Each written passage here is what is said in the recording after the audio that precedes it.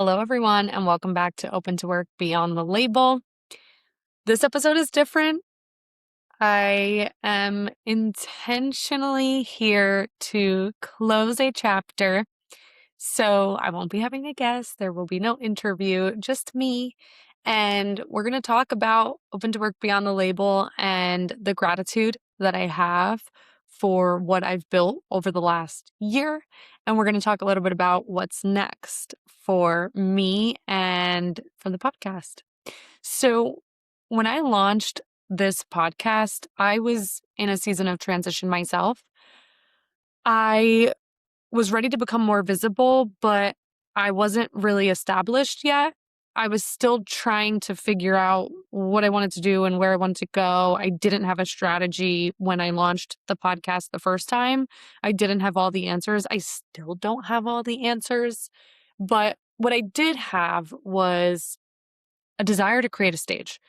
I saw a lot of people out trying to find their next role. And these are talented people that deserve to be heard beyond what's on their resume. And so I built this platform as an opportunity for individuals to really tell their story with more depth, with vulnerability, with honesty, with reflection, and with dignity. And so, what I didn't realize at the time was that not only was I giving other people a stage, I was also building my own. And so, throughout this podcast, I've gained a lot of clarity, I've gained a lot of confidence. And ultimately, I've really come to realize that your voice, my voice, our voices really do create impact. I was inspired by every single one of my guests. Every guest brought something new to me, and those lessons I still carry with me today. And so I just want to emphasize that there are times in life where we feel called to do something. Answer the call. Just answer the call. You may not know why, you may not know what's going to become of it, but do know that we have these experiences for a reason. And for me, it really did help me answer a lot of questions within myself of what I wanted and where I wanted to go. And it was a great season, a great chapter, but seasons do change and we do need to write new chapters. And so in my past chapter of Open to Work Beyond the Label, I created so much. I've learned so much, but now I'm ready to step into the next chapter. I'm no longer building from uncertainty. I am building from conviction. I am done waiting for permission. I'm done outsourcing my confidence, and I'm done shrinking my voice to help other people feel comfortable. This podcast is not ending because of any other reason other than I've planted seeds over the last year and I'm now building roots and I'm ready to start to grow above and beyond what I created in Open to Work Beyond the Label. So while there are seasons where we search and in Open to Work Beyond the Label, it was a lot about searching, right? Searching for your next role, searching for your next job, searching for what's next for you. This podcast that I'm creating, my next podcast, is going to be about decision. It's about deciding what's for you with authority. It's about gaining confidence and it's about your presence. It's about your leadership. It's about owning your voice without apology. And so to highlight all of that, it does require something new. So before I do close this chapter, I do want to again honor every guest that I had, every listener that we had, every single person that I've engaged with through this process. The people who joined me on stage showed a ton of courage. They trusted me with their story and helping them to highlight everything that they've accomplished in their career. And so thank you for stepping into the spotlight before you may have felt comfortable already, because I know I made a couple of people feel a little uncomfortable, but I know that every single person was proud of what they created, and I'm proud of you for stepping into the spotlight. So with this reflection and with what's coming next, I just want to leave you with this final thought. Growth isn't always about adding more. Sometimes it's about refining, it's about pruning, it's about deciding that something may have served you, but it may be time to release what is no longer serving you so that you can ultimately step into what's next. And so, this past chapter, this past year, this past podcast, it shaped me, it stretched me, it strengthened me, it gave me so much value. And I am so proud of that. But now it is time for me to evolve and to step into what's next for me. So I will be sharing more soon on the new podcast. We've already created and recorded some incredible episodes that I know you're going to love. But until then, I'm going to be sharing some of my favorite clips from this past year, the moments that moved me, that challenged me, that reminded me why connection and community matter. And I would love to hear from you if there was a guest or if there was a moment or something that moved you in Open to Work Beyond the Label. Please do let me know. Thank you for listening. Thank you for supporting. And thank you for walking this past season with me. This is not goodbye. It is I will see you later in the next podcast. So I can't wait for you all to see what's next. Enjoy the clips and we'll chat soon.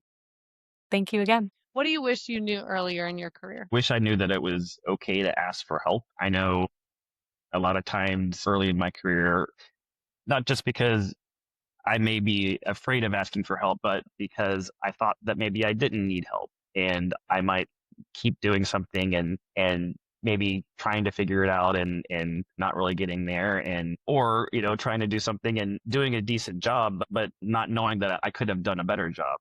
So not being afraid and knowing that asking for help is shouldn't be looked on as a bad thing. It's actually a sign of strength, and knowing that you don't know everything and there's very possibly and very likely someone that can give you some tips, even if it's something simple. You never know until you ask. So I think that's probably the one thing that I probably could have done more of early in my career. I really enjoy seeing people realize and recognize that they have a certain level of potential.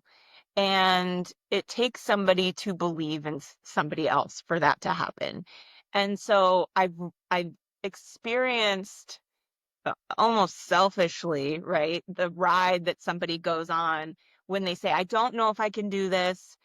And then you say, I believe you can, and you give them some tools and you tell them that they can do it, and they see something in themselves that they haven't necessarily seen before.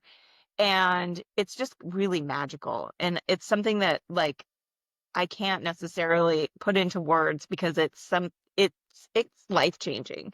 And it feels a little uncomfortable to say that because I don't want to be like, oh, I'm out there changing lives. But when you can be that for somebody, you can be that spark, you can be that voice in their head that tells them they can do it versus being the voice in their head that tells them, I don't know if you can do this. Like that's really special. And I've found so much joy over the years in recognizing and identifying that potential and sparking that interest and that confidence in others. Yeah, I've experienced leaders on both sides of the spectrum, the ones who see your potential and push you forward, and the ones who want you to convince them of your potential. And I will tell you, I've grown immensely under leaders who see the potential that I don't even know is there versus the leaders that I'm trying to convince that I'm capable.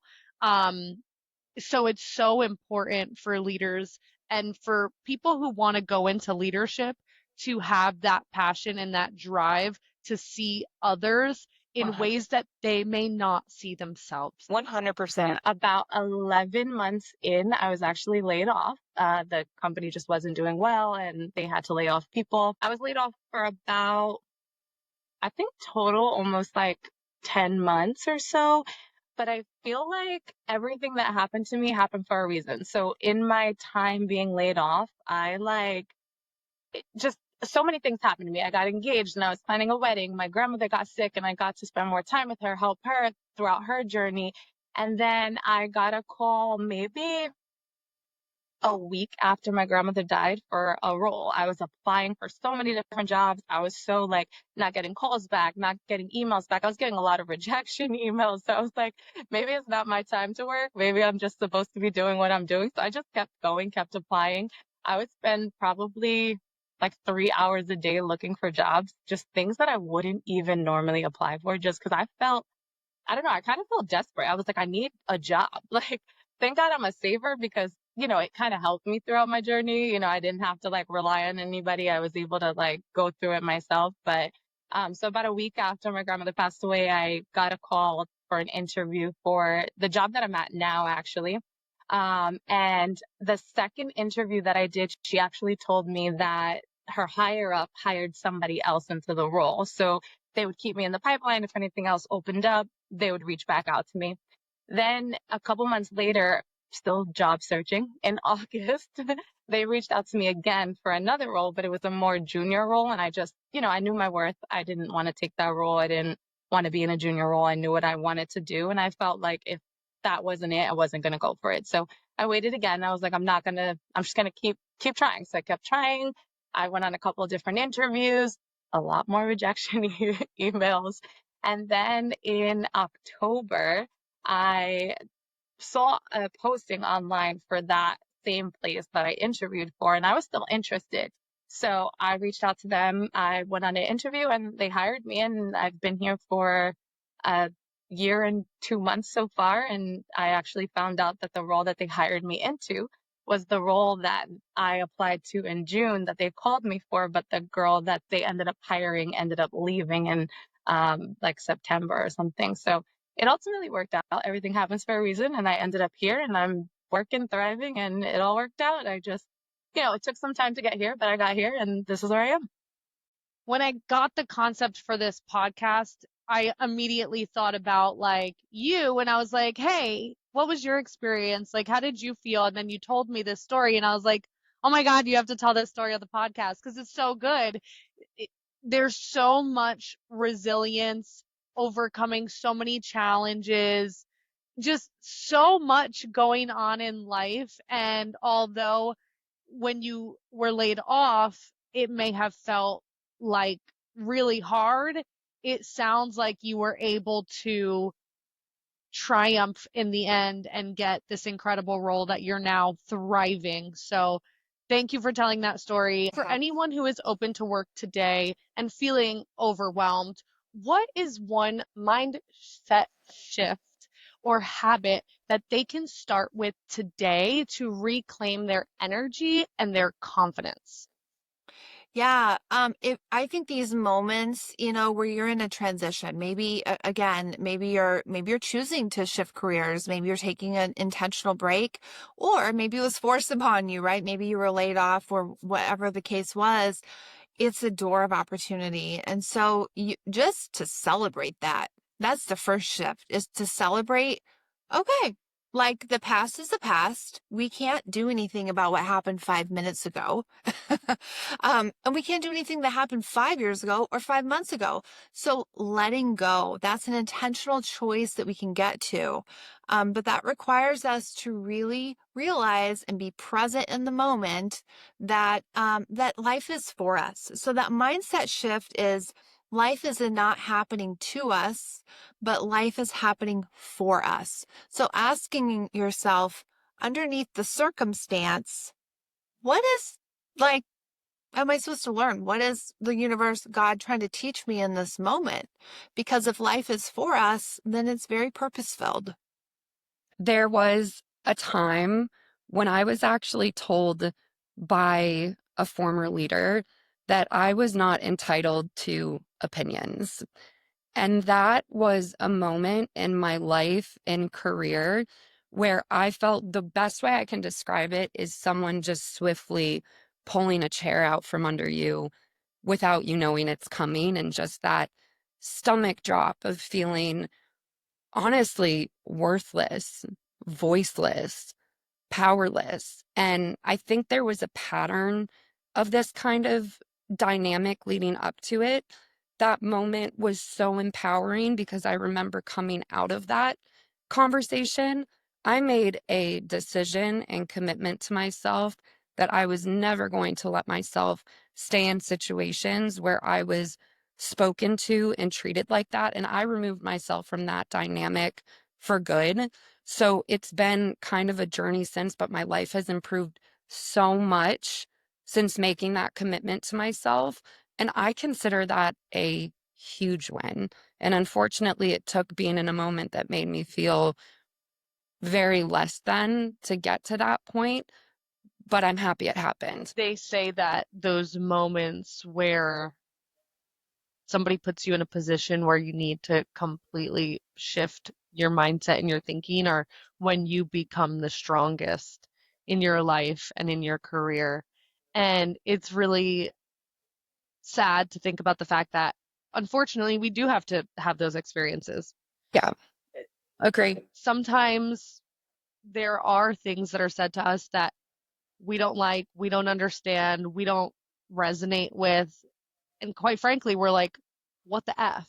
Did Yeah, you really just say that exactly. out loud? Going through that experience has now made me more cognizant of just how I manage myself in difficult situations, because I'm not perfect.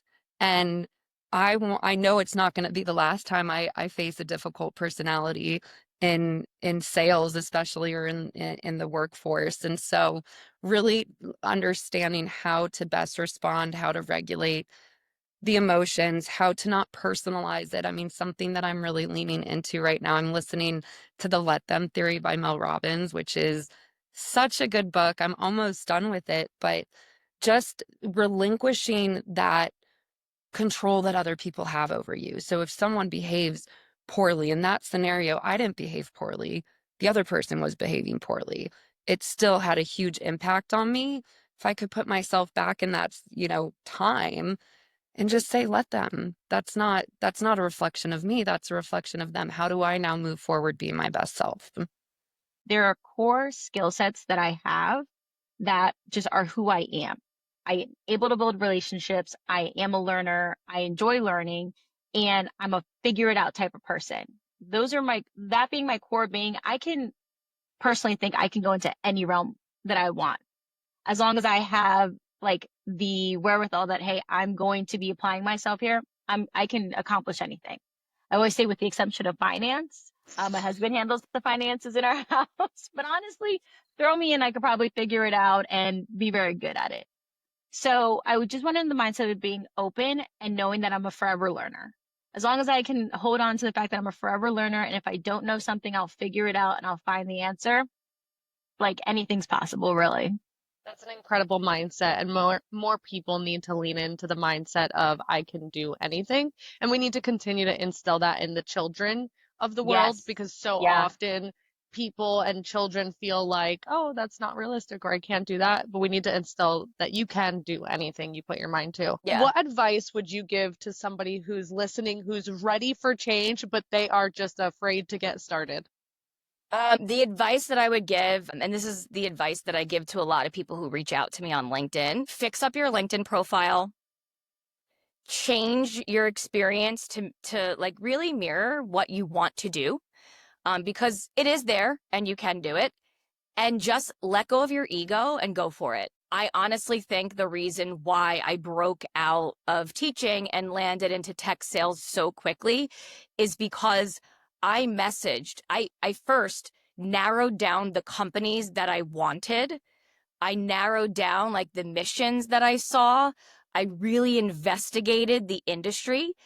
And from there, I investigated, who do I need to reach out to learn the most from, and who would potentially be on my team. and who has the role that I have today that I really need to learn their experience from, and just start messaging people on LinkedIn. Just start reaching out. Don't hold yourself back and just let go of those inhibitions. Because honestly, like, I want to say that I booked maybe 20 to 15 meetings for myself a week, talking to different people, networking with different people. And eventually one of those people referred me in for a job, and that's how I got it. So that's the advice that I would give to people is just, really don't be afraid to put yourself out there, and don't be afraid to learn from others that are in the field, and make it known that you want to be in their shoes one day.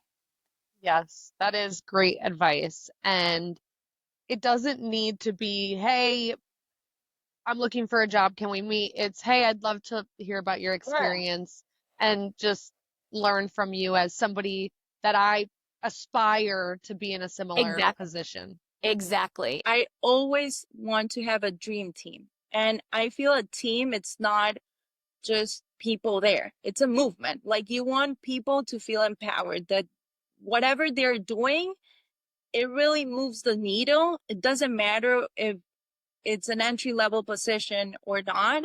It is more about what's the purpose and what's the actual value on their role, right? On whatever they're doing. If it's execution, if it's strategy, it doesn't matter. Everybody, it's adding to that pie, and you need everyone to put the flour, the eggs, and if you don't have eggs on that cake or pie, it's not going to taste the same. So you do need, like, every single aspect. I don't know why I stick to the eggs, but it could be the water, it could be the milk, it could be, so everything adds up. That was funny. It's just part of my personality. So everything adds up, and talent development, it's key. I've always told my team, I have a team to build something, not to be the leader and being, bossy. Because if I'm hiring someone, I want them to be the expert on their area and to teach me. I love to learn. Everybody has something to learn. I learn from my kids every day. So it is just understanding that everybody brings value, and we need to appreciate our team.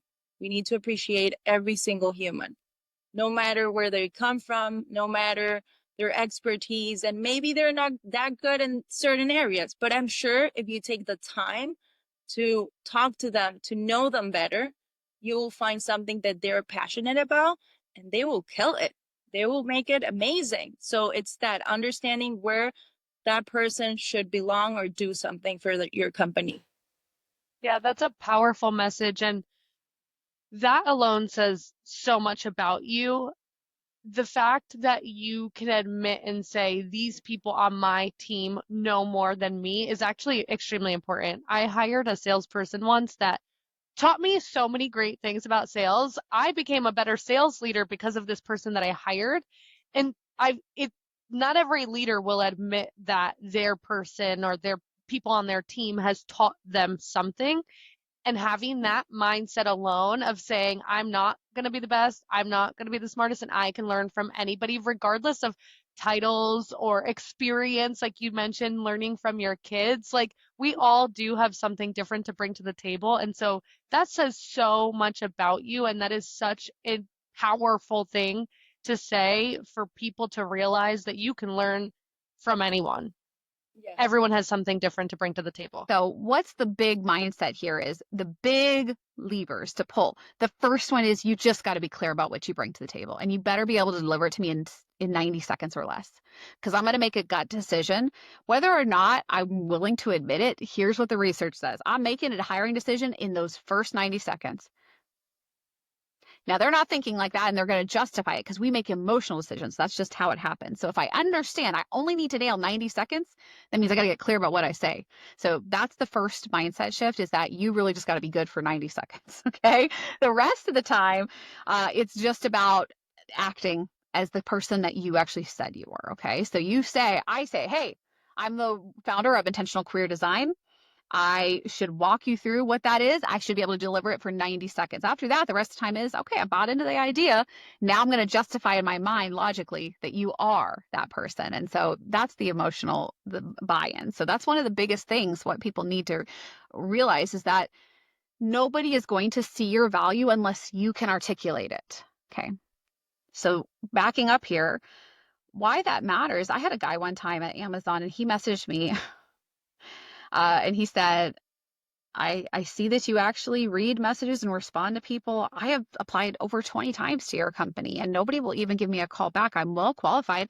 I would be excellent at this job. I have been like, I'm a Harvard alumnus. I'm a former White House aide to 2 presidents. And this was the kicker. I'm also former Top Gun commander, which I did not know was a real thing. I thought that was just a movie. I didn't realize that's actually part of the Navy. And so this is the part that I'm going to ask you and anybody who's listening. Well qualified for what? This guy was brilliant, obviously highly experienced. What is he qualified for?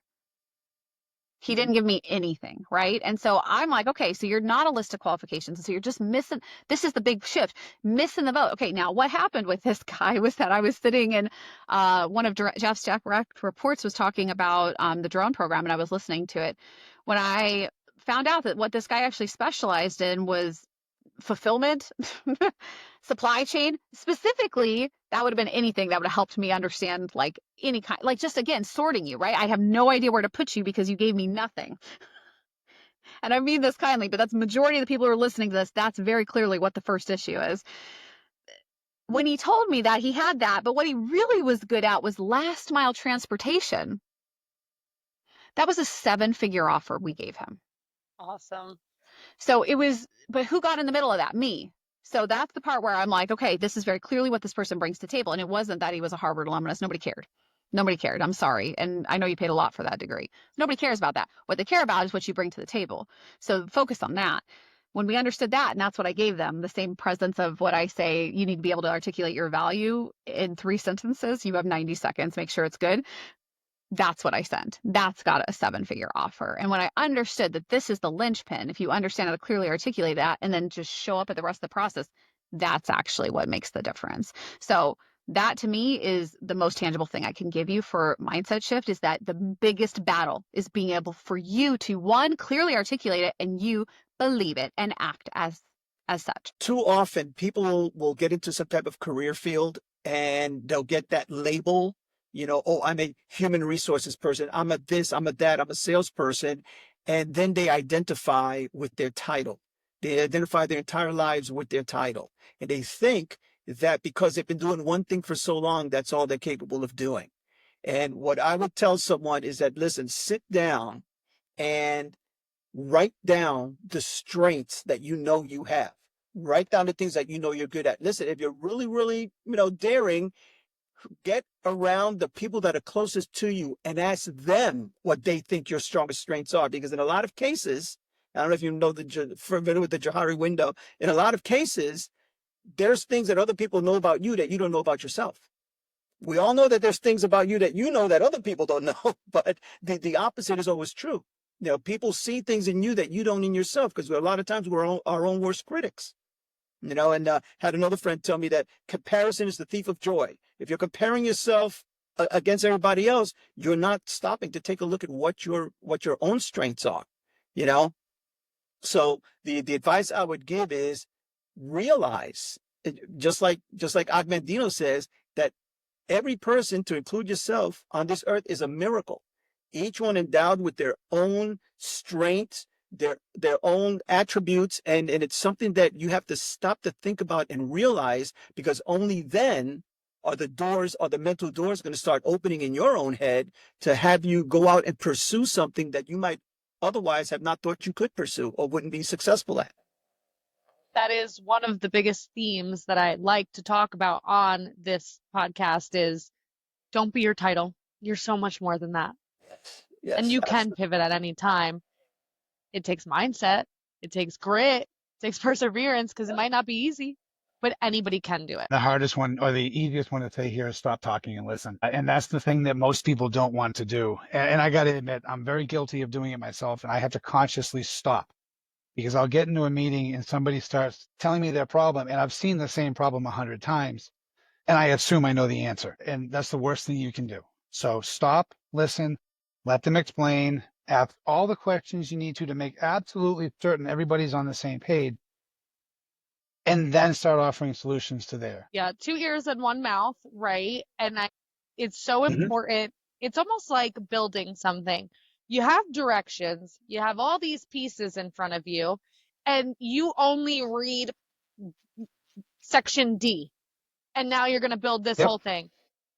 What? Like, you need to understand A, B, C, D, E, F, G before building it. And so many salespeople out there, as an example, because I'm in sales, are only hearing D and trying to build a solution. It's like, you got to know the whole picture before you build the solution. And it's not a solution unless the customer has the need and says, this solves my need. One day, my team members basically did they brought me to an office room, and they had an intervention because my leadership style was very nice. They said, you're so kind, you're so nice, you work really hard, you're not asking us to do anything that you're not doing yourself.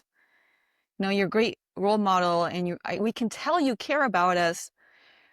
But the problem is we're burnt out and we're overwhelmed, and I can't even plan my yogas at night, and I can't plan anything at night because you seem to be unable to say no to leadership around workload and everything that comes in. You say yes to everything. And what makes it even worse for us, this is my team telling me, is that a lot of the times our work doesn't get used. We get no feedback on it, and it really, we do the work, it disappears. And we feel like we're wasting our time and we're losing our personal time. And literally some of them actually burnt out, and I could see it because they would get explosive, and even though they were super kind and mellow. And I realized, oh my gosh, my inability again to basically push back on certain work and try to prioritize and make sure that this was the meaningful type of work, or look for more resources for my team and negotiate on behalf of my team, led to the team burnout. And at that point, I knew I had to do something, and I had to confront my senior leadership and really challenging them in the work that was coming through, plus requesting more resources. And I did. It wasn't easy at the time, and things improved for my team. Wow. How grateful are you, though, for that feedback? Oh, so grateful. So grateful. And luckily, my team did speak up and did share a lot of challenges and issues they had with me early on, and that helped me become a better leader for them and for the company. That is it. If you are on a team and your leader is not being effective for what you need, and you have the right skills and you have all of the will, and it's just the leadership that's really getting in your way of progressing and accomplishing your goals, say it out loud. Let them know. The amount of times that I've had people complain about their leadership, and it's like, well, what did they say when you shared this feedback? And they hadn't shared the feedback. Go talk to your leader and share that feedback. There's going to be times, let's be honest, there's going to be times where the leader isn't open to feedback. And I think that's a leadership issue, right? I think that's an issue with that person. But you can't complain about your situation if you haven't at least taken the opportunity to share the feedback and try to resolve the issues. Absolutely. There has to be at least an attempt. That's where, again, communication is the root of all problems and all solutions. It is. And that's why I'm so passionate about it. She went out of her way one day to send an email to me. And, she worked in tech, and that can be a tricky space to be when you're a woman. Yeah. Some unique challenges. But she was like, as a woman who wears a headscarf, your professionalism and your empathy and your kindness really helped me build confidence in what I was doing. Like, I felt seen as a human, as someone who is wanting to add value to the space. And so it was just kind of like a gratitude email to me and kind of like the relationship that we had built. And I think I probably think about that email like once per quarter. It could make me cry if I let it, but it's just, it goes to show how important it is to build diverse communities, to build inclusive communities, to create a space where I'm not going to feel silly if I have to throw out maybe kind of a rudimentary question or something, you know, I feel like I should already know at this point in my career. And so, yeah, I'm just a big fan of that particular community member. And it just meant a lot that she took some time to say, hey, this has made a difference for me. That's so sweet that person reached out. You know, it's like when you see somebody doing something great and you think it, you should say it out loud and you should say it to them. That could make all the difference in someone's day, in someone's life, in your case, every quarter. And email their boss and tell them, like, hey, Laura went above and beyond for me today, and I just needed you to know that. And she made my life easier, and it's made this impact. Like that stuff really moves the needle, like in a professional setting. So yeah, whether it's, you know, your coworker or a community member, definitely be free flowing with the compliments. Absolutely. Yeah, you never know who needs it at any given moment, who could use that one kind word, that one kind piece of feedback that could make someone just feel so good. And why not? Like, let's spread the love. Absolutely. Don't be afraid to